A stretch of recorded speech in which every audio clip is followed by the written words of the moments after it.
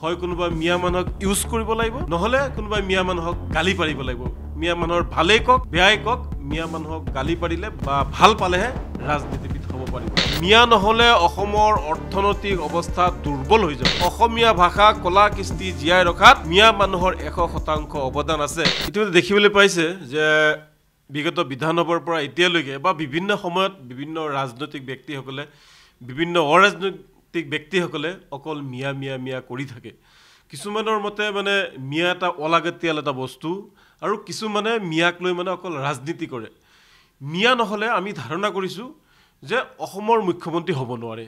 মিয়া নহলে কোনো এজন সুপ্ৰতিষ্ঠিত ৰাজনীতিবিদ হ'ব নোৱাৰে হয় কোনোবা মিয়া মানুহক ইউজ কৰিব লাগিব নহলে কোনোবা মিয়া মানুহক গালি পাৰিব লাগিব মিয়া মানুহৰ ভালেই কক বেয়াই কক মিয়া মানুহক গালি পাৰিলে বা ভাল পালেহে ৰাজনীতিবিদ হ'ব পাৰিব এতিয়া চাওক যিসকল মানুহে মিয়া মানুহক তুচ্ছ তাচ্ছিল্য কৰে অপমান কৰে গালি গালাজ কৰে বা মিয়া মানুহক দেখিব নোৱাৰে মই তেওঁলোকক কওঁ যে মিয়া কি মিয়া হৈছে অসমৰ এটা আপুৰুগীয়া সম্পদ মিয়া নহলে অসমৰ অৰ্থনৈতিক অৱস্থা দুৰ্বল হৈ যাব মিয়াই যদি এসপ্তাহ 15 দিন কাম নকৰে বিভিন্ন ক্ষেত্ৰত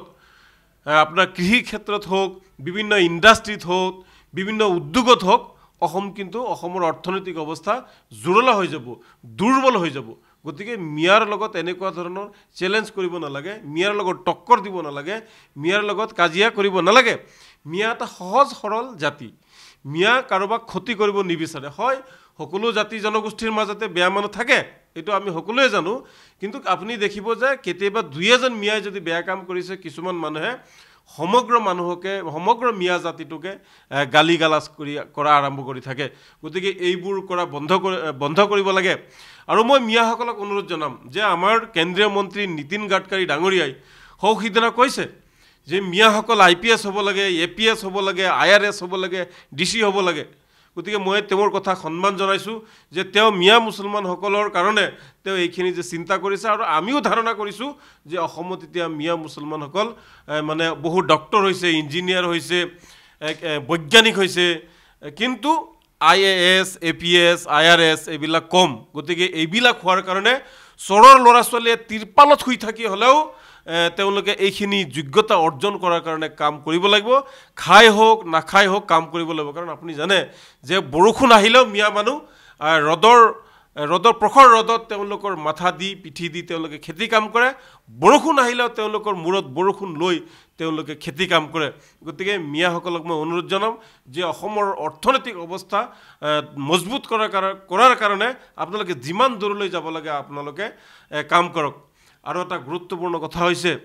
যে অসমীয়া ভাষা কলা কৃষ্টি সংস্কৃতি জীয়াই ৰখাৰ কাৰণে মিয়া মানুহৰ অৱদান 100% সঁচা হি মাধ্যম আন্দোলনে হোক হি ভাষা আন্দোলনে হোক আপোনালোকে যদি সেই তালিকাখন চাই তালিকাখনত দেখিব যে মিয়া মানুহৰ সংখ্যাই বেছি কিন্তু এতিয়ালৈকে কিছুমান মানুহ যিবিলাক মানুহে মিয়া মানুহক গালি পাৰে তেওঁলোকৰ ল'ৰা ছোৱালীয়ে কিন্তু দেখিব ডাঙৰ ইংৰাজী মাধ্যমৰ বিদ্যালয়ত পঢ়ে অসমৰ বাহিৰতহে অধ্যয়ন কৰে এটো বৰ কিন্তু গুৰুত্বপূৰ্ণ কথা যে অসমীয়া ভাষা কলা কৃষ্টি জীয়াই ৰখাত মিয়া মানুহৰ 100% অৱদান আছে আৰু এটা বৰ হাস্যকৰ কথা যে মিয়া শ্ৰমিকসকলে বিল্ডিং বনাই দিয়াত সেই বিল্ডিঙত থাকি সেই বিল্ডিঙত শুই মিয়া মানুহৰ বিৰুদ্ধে তেওঁলোকে গালি গালাজ কৰে